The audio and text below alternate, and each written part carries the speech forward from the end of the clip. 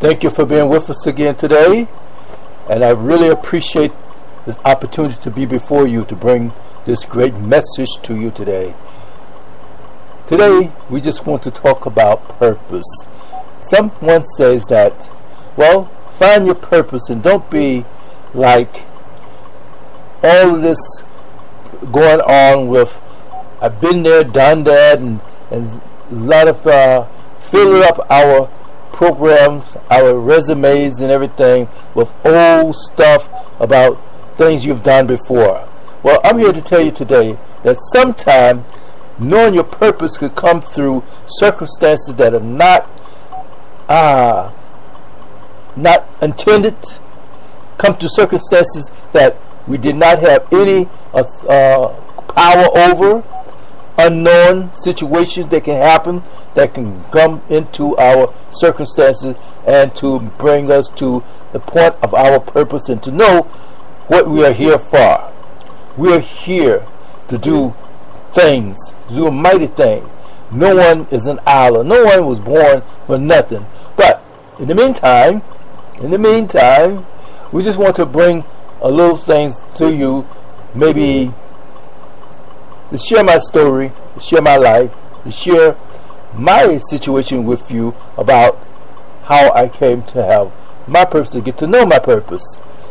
In the meantime, before I get too far ahead of myself, I'm Michael Jones, speaker of the gospel, bringing you motivational encouragement and words of wisdom, so to speak, and hope that something will transpire, that you will gain, that know that this can be your purpose. Sometimes we search areas and places, whereas, well, am I in the right place? Am I in the right zone? Or who am I, or what am I about? Well, we can find out these things sometimes just by living and doing what we're supposed to do, or doing what we have to do, or following that line or that direction in life. And let me tell you a little bit about my direction in life towards how I came to get to my purpose. Well, in a little town down in Middle Tennessee on a farm, as a baby, I decided to walk, to crawl, not walk now, across the roads. Now, this road was like an interstate highway in our days today. It was the point A across the country, across state road. And there were Greyhound buses and all type of traffic from all directions and everything. And they said that I crawled in the middle of the road, and lo and behold, the lady that owned the Milky Way Candy Company, which my parents and other people of her family worked there, and she brought me to my mother. Well, that was a wonderful thing. I thank you. The lady didn't even get to know the lady's name. Wow, that's bad news. But anyway, we go to this place now, and I know that most of you have heard of coulda, woulda, shoulda. And yes, we will come to use those coulda, woulda, shoulda in life today, because these sometimes make us go into certain areas or certain places, whereas, am I really here for my purpose? Am I really doing what I need to do because of my purpose, seeking my purpose in this life? Am I conscious of what I am looking for? Well, coulda, woulda, shoulda, but come to find out, my mother and father didn't like each other too much, I guess, in those days, because they parted ways. And my sister and I wind up at a grandparent's house, another farm, and being on a farm, you learn work ethics. My grandmother was the disciplinarian. My grandfather, when you get up to certain size, you can walk good, whatever, you had little chores to do. You had to do something around the house. Then after a while, you had to go out and work. After a while, you had to work a whole day by yourself most of the time, or work along with the adults. And you was responsible for the job that they gave you to do. They taught you well, but then they worked you hard. So, and going to school, I was in a one-room classroom with one teacher which the teacher taught the children from the neighborhood, community, more or less to say. One teacher was teaching up to the 8th grade. After the 8th grade, you have to go to the city to go to school for the high school.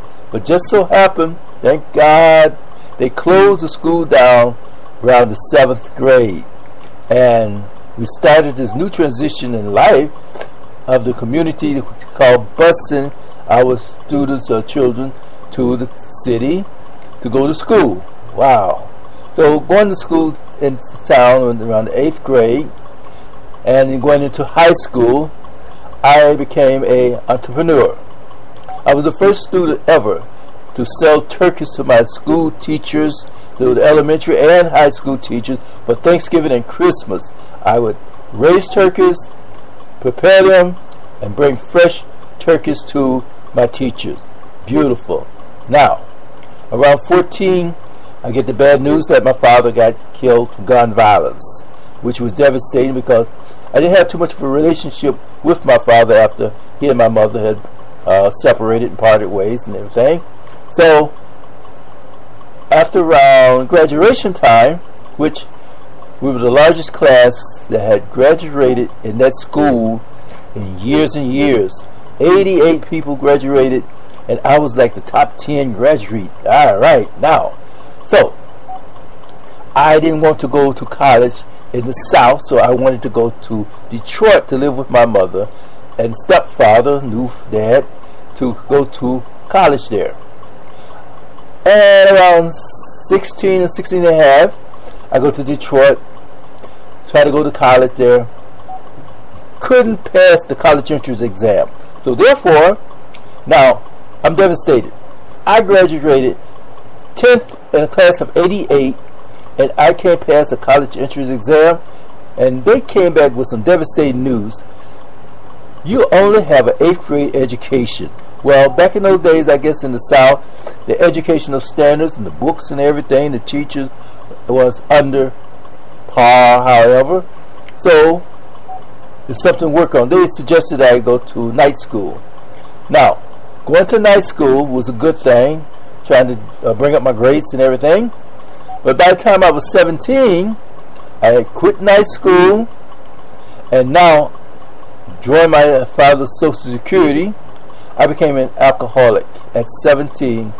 Stopped going to church, stopped working at the barber shop, which I was shining shoes, meeting different types of sports figures, celebrities, stars.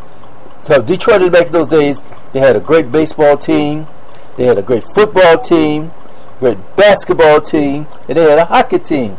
Now, basketball team, football team, baseball team, some of the players living in my neighborhood, I was in their neighborhood, and it was like private homes and everything was close to where situation was at, and I enjoyed it. But I paid no attention to these celebrities. I paid no attention to all of these people that was going about in and out and what they were doing and how they were doing. I don't know where my head was or focused, but now I'm becoming an alcoholic. I could care less about anything and everybody or whatever. So the next thing I know, I am trying to go to the service. Couldn't get into the service at the time when I was in Detroit. So I came to Bridgeport, Connecticut, and then I stayed there for a while. And then I joined the Air Force. In the Air Force, they teach you that discipline. They teach you a lot of good stuff that about staying focused on the mission. They teach you things how to suffer, how to endure. They teach you things about value and to work hard. Because I'm used to working hard. I'm used to the work ethics.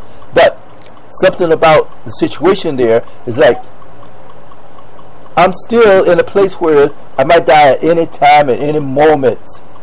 Because the type of job that we had, that I was doing, it was very, not strenuous, but it was very particular, very petite-like, and it was very stressful.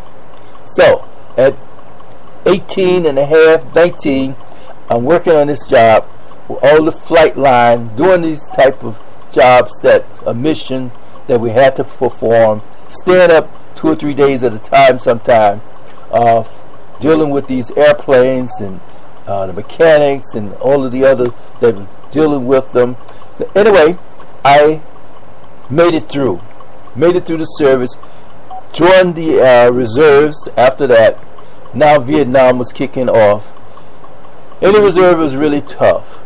So after the reserves, I couldn't get a job with what I was trained to do. I had a skilled job in the military, but I'm dealing with civilian contractors, dealing with people in this area, my home, that made the parts and equipment and stuff that we were buying from. And they would not hire me. I was really, really, really devastated. Then the president at the time was Lyndon Johnson, and they came up with a program to teach inner city minorities chef training, because the chefs from Europe wasn't coming to America to fulfill the restaurants and the hotels and the country clubs, because they were staying there because the American was traveling. So now is an opportunity to learn cooking. So now I'm going into first class cooking. I was good at it, you know what I mean? So now is that learning how to cook. Then I became a caterer. I'm a chef. I opened up my own restaurant. I was doing it. I was working. I worked in most of the places, in the finer places in Fairfield County, Connecticut. That's in Westport, Greenwich, Westchester County, New York, Lower Fairfield County. So then, after working in some of the better places for a while, for a nice while, making halfway decent money, good money, I'm still in this place where who am I and what am I doing? I'm still in this place. I'm working and catering to professional people, stars, big time people, celebrities, and could care less about them or their big homes or whatever. I'm just there for the money, put out the food, and go home. Or either go buy me a bottle, go get some more drugs, have women. That was my calling or my doing at the time. So now I get a job at a nursing home. At a nursing home, I worked my way up to being chef manager. Very good job. Very good job. Stayed there for a few years. Now I'm making money like I've never seen before. But lo and behold, I am $40,000 in debt with credit cards. I'm borrowing $5 for gas to go to work on a Monday morning, and I'm bringing home almost $1,000 a week. So what is wrong? What is up with this picture? So anyway, I messed around and got fired because I still had a condition or situation. I'm graduating from bottle to cocaine. So now, in my coke addiction and everything, I'm fired. So I reach out now to, I need money, I don't know what to do. So I go through suffering of rejection, a low self-esteem. I'm going through all of these negative phases in life. So now I am in a fix. I finally get the chance to go to church. Usually when you get into trouble, get an accident or something, your life is on the line, you start to call it out to the church, hey Jesus, help me, save me, all that good stuff. So anyway, I tried it. I went there too. Yes, I am guilty, but it was a blessing. It was a blessing. After working at best country clubs, having trophies, food service competition and all that good stuff, I'm joining. I have all kind of clubs and activities I was involved with. I mean, it was wonderful. Import, export. I was going to seminars and meetings across the country. I was doing wonderful, so to speak. And then I am busted again. What is going on with my life? So with that, I get a job at a soup kitchen. At a soup kitchen. Never heard of a soup kitchen before. Now, what do? somebody from the church said, how would you like to come over to a soup kitchen and prepare breakfast with me one day for me? Somebody from the church, one of the ministers there, and I said, okay, why not? Then I said, what's a soup kitchen? He said, well, come meet me at this address. And I did. And like, all these people are homeless. No, they're not all homeless, but they're here to eat. And we're here to feed them, give them a good breakfast this morning. And here I am, a first-class chef. Can't get a job, can't find a job because I got fired from a job. Now I'm cooking breakfast for homeless people. I said, wow, what is going on in my life? Anyway, so now I'm going through these changes, and now it seems like the church has a different value, a different way of doing things. And one day, it was a gentleman from Poland, or the Middle East, the Baltic area, started crying, and he said, the food tastes like his mother. And that's when it hit me about my purpose, my destiny. But before I can get into too much of that, I would like to tell you another story that maybe I can relate to, or you can relate to, or help me out on this, okay? About an eagle. The story of an eagle that a farmer found, and it took him to a home on a farm. Now this eagle was raised up because of his beak. He couldn't really eat like the chickens and the turkeys and the geese and the ducks, all the other fowl that was on the farm. So now the eagle is in a fix. So what is the eagle going to do? The eagle is thinking that he has a disability. The eagle is suffering from malnourishment.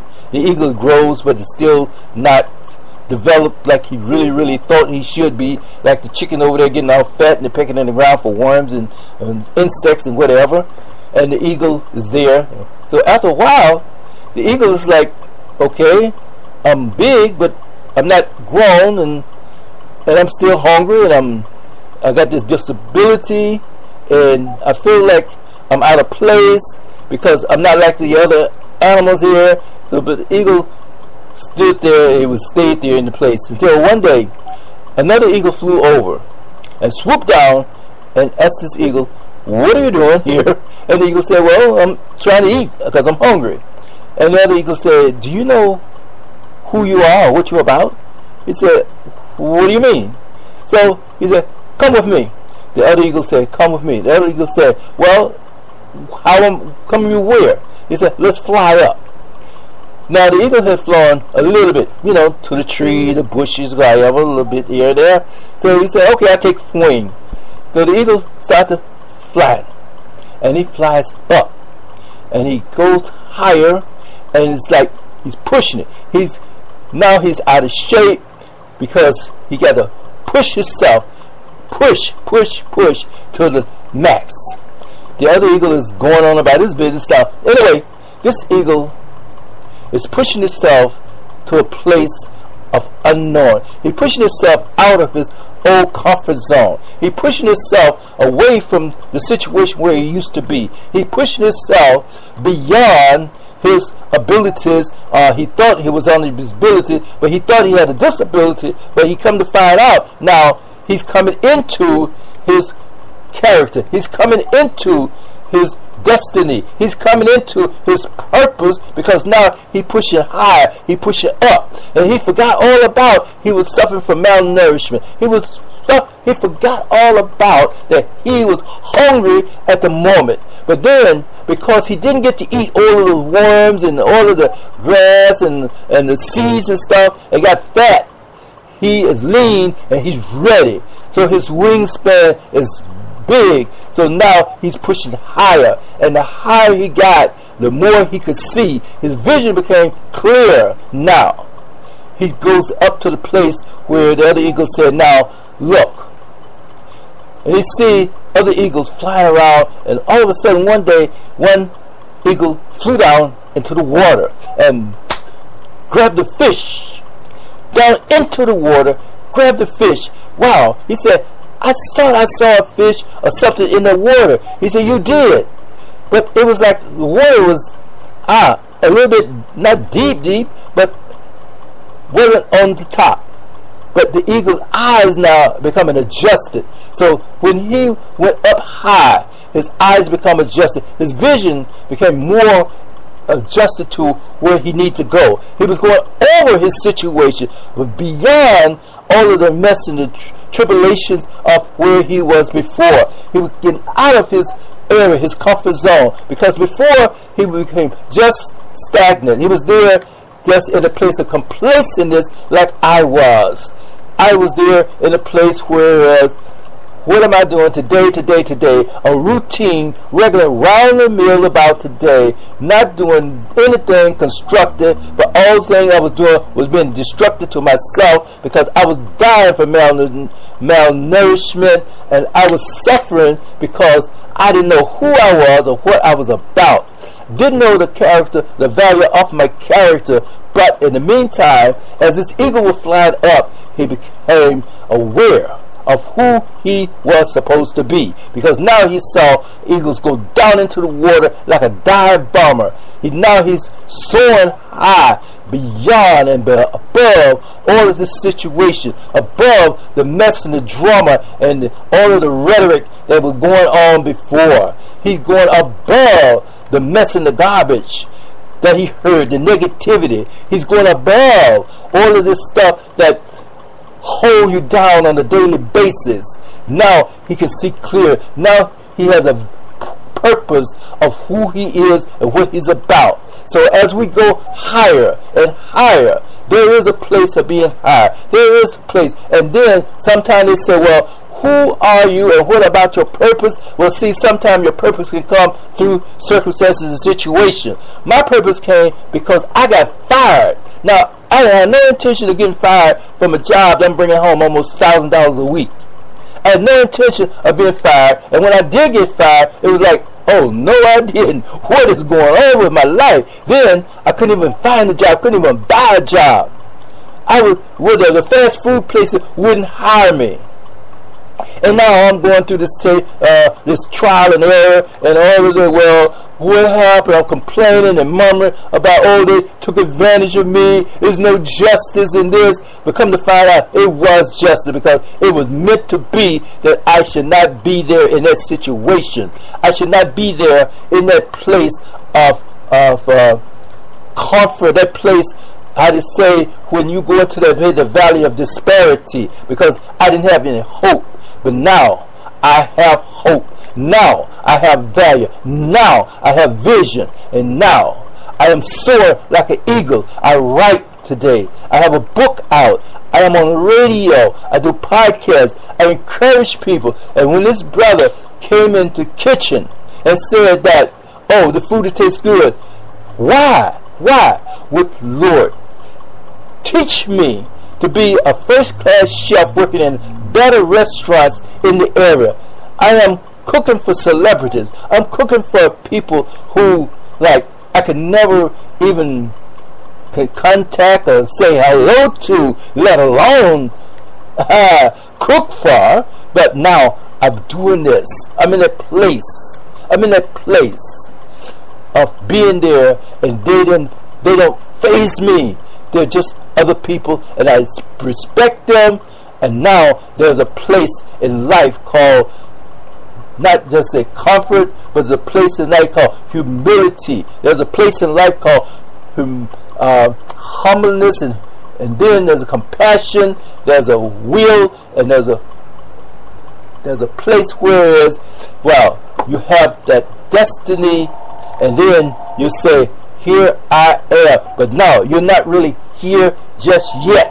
You are on your way to the journey of your destiny. You're on your way to a place that is more and more and more. You're on that place where you can say, I am in this place, this zone, and I'm going to stay in this zone, because there are others. Not to look down on others, but to watch over them like the eagle who watches over those chickens and stuff. Eagle help to warn the chickens about the hawks. Oh yeah. So now I'm in a place where I'm above the chaos. I'm above the storms.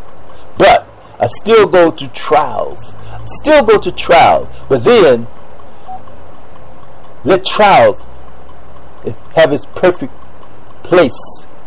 That would be perfect and complete. Being patient. Yes. Eagles learn to be patient. We have to learn to be patient as we go higher. We have to learn confidence and confidence and confidence as we soar even into the journey of our destiny. And today, while we're thinking about these stories, while we're thinking about who we are and about the position of where we're supposed to be, or where you think we're supposed to be, what is on your mind, what is on your heart to do? Are you comfortable in that place of complacentness? Are you comfortable in that place of just getting by? I remember this, our scripture, not scripture, but our class motto when I was in school: not to equal, but to excel. Not to be just like everybody else. We are here to be better, to be excellent, people of excellence. And that's why when I call my operation, my ministry, fellowship community, then I change it to people of excellence, because now we are here to excel. We are here to go above, beyond the call, beyond the mediocrity, beyond routine, beyond that place. Whereas, well, you're a writer? Yes, I write now short reads on Kindle for Amazon. I write encouragement messages. Now I speak words of encouragement on TV and podcasts. I speak these things now.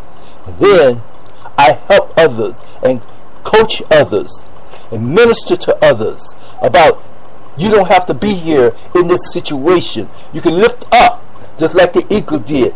Finally somebody came to push him up, to encourage him to leave that place. And this is what I'm encouraging people to do today. Leave that place of disparity. Leave that place in that valley of the shadow of death. Leave that place of fear and failure. Don't be afraid of failure, but just go.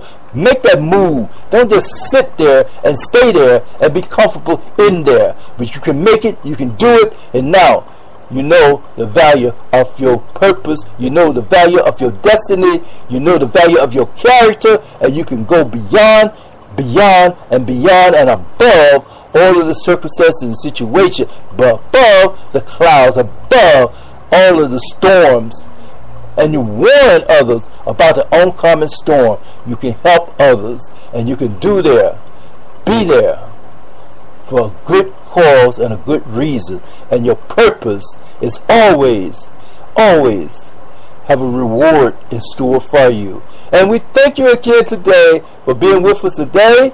Bless you and take care until we meet again. Thank you, thank you, thank you.